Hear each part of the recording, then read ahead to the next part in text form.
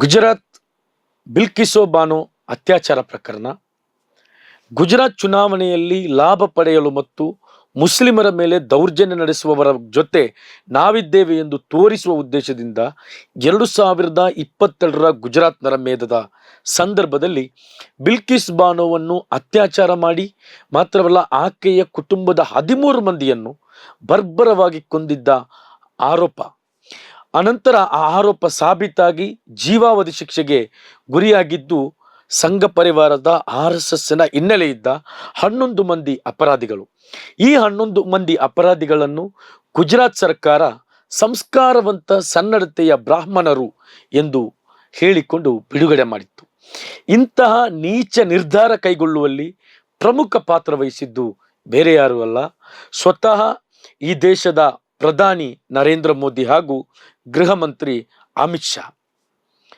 ಈಗ supreme court ಈ ನಿರ್ಧಾರವನ್ನು ಮತಿಹೀನ ನಿರ್ಧಾರ, ವ್ಯಾಪ್ತಿ ಮೀರಿ ತೆಗೆದುಕೊಂಡ ನಿರ್ಧಾರ ಎಂದು ಗುಜರಾತ್ ಸರ್ಕಾರವನ್ನು ಹಿಗ್ಗಾಮುಗ್ಗಾ ಜಾಡಿಸಿದೆ. 15 ದಿನಗಳಲ್ಲಿ ಆ ಎಲ್ಲ 11 ಆರೋಪಿಗಳು, ಅಪರಾಧಿಗಳು ಮತ್ತೆ ಜೈಲಿನಲ್ಲಿ ಇರಬೇಕು ಎಂದು ಸುಪ್ರೀಂ ಕೋರ್ಟ್ ಕಟ್ಟುನಿಟ್ಟಿನ ಆದೇಶವನ್ನು ನೀಡಿದೆ.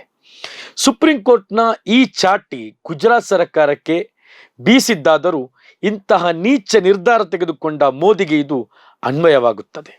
ಒಂದು ದೇಶದ ಪ್ರಧಾನಿ ತನ್ನ ದೇಶದ ಪ್ರಜೆಗಳನ್ನು ಧರ್ಮದ ಆಧಾರದ ಮೇಲೆ ಇಷ್ಟು ಮಟ್ಟಕ್ಕೆ ವಿಭಜಿಸಿ ಒಂದು ಸಮುದಾಯದ ವಿರುದ್ಧ ಈ ಮಟ್ಟಕ್ಕೆ ದ್ವೇಷವನ್ನ ಕಾರುತ್ತಾರೆ ಎಂದಾದರೆ ಅದಕ್ಕಿಂತ ಅಸಹ್ಯ ಮತ್ತೊಂದಿಲ್ಲ.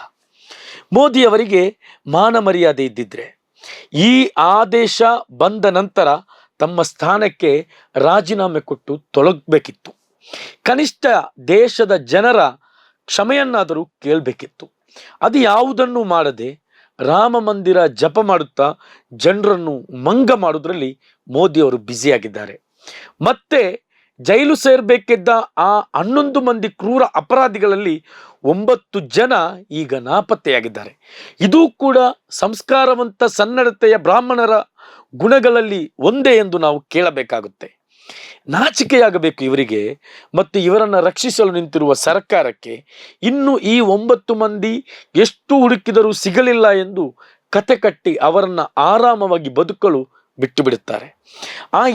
ಆ ಮೂಲಕ ಈ ದೇಶದ ಸರ್ವೋಚ್ಚ ನ್ಯಾಯಾಲಯ ಮತ್ತು ಸಂವಿಧಾನವನ್ನ ಮತ್ತೊಮ್ಮೆ ಕೋಮುವಾದಿಗಳ ಪಡೆ ಅಣಕಿಸಿ ಅವಮಾನಿಸುತ್ತೆ. ಕಾದು ನೋಡಿಬೇಕಿದ್ರೆ ಕನಿಷ್ಠ ದೇಶದ ಜನರೊಂದಿಗೆ ಕ್ಷಮೆಯನ್ನಾದರೂ ಕೇಳುತ್ತಿದ್ದರು.